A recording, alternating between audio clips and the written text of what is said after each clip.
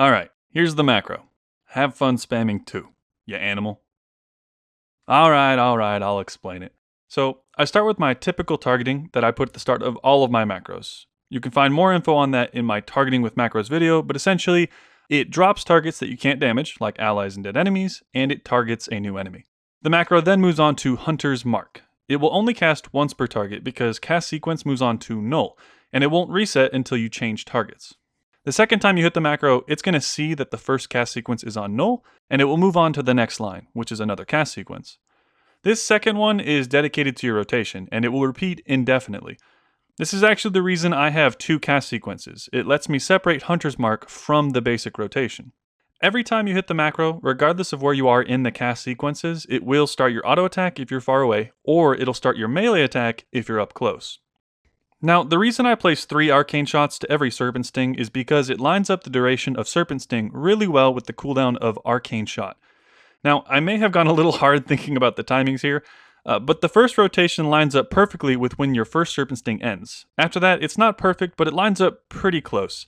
I'm not able to add Raptor Strike to the macro, even though I'd love to, because it queues up and prevents auto shots from going off. This macro isn't foolproof. If Serpent Sting gets resisted, it's not going to cast it again until it goes through the entire rotation.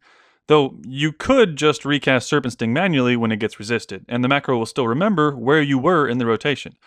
In fact, you can press any of your other abilities at any time, and the macro will always remember where you were in the cast sequence.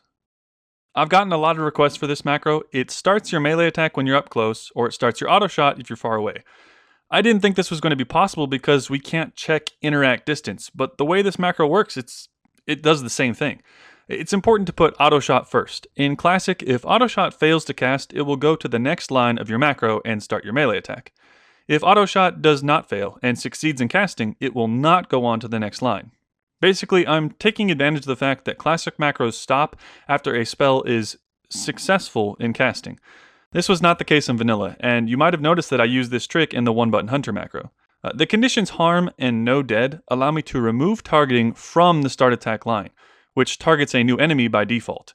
If you want instant targeting, you're better off including target enemy at the start of the macro, because the targeting from start attack would be occurring after you try to cast auto shot. Interestingly, if you're too far away to auto shot, it defaults to the melee start attack again, since auto shot is technically failing to cast. It looks kind of funny, but it doesn't really matter, and it makes it really obvious when you're not in range. Here is the macro incorporated into my one-button start attack, which I place on 2. If you want my honest opinion, I use this macro instead of the one-button Hunter. It makes it really easy to start fights without automating your rotation. It's basically taking all the best of the one-button Hunter macro without making you worse at the game. This next macro will toggle between Aspect of the Hawk and Aspect of the Cheetah. The exclamation points mean that we'll only ever turn on the abilities and never deactivate them. Personally, I don't really like these toggle macros because when you lag, it can be hard to tell which one you're going to end up on. I like it when the button that I'm hitting only has one possible outcome, but maybe I'm just a button masher. From what I can tell from my testing, the macro will remember where you are in the cast sequence basically forever, so it does work really, really well.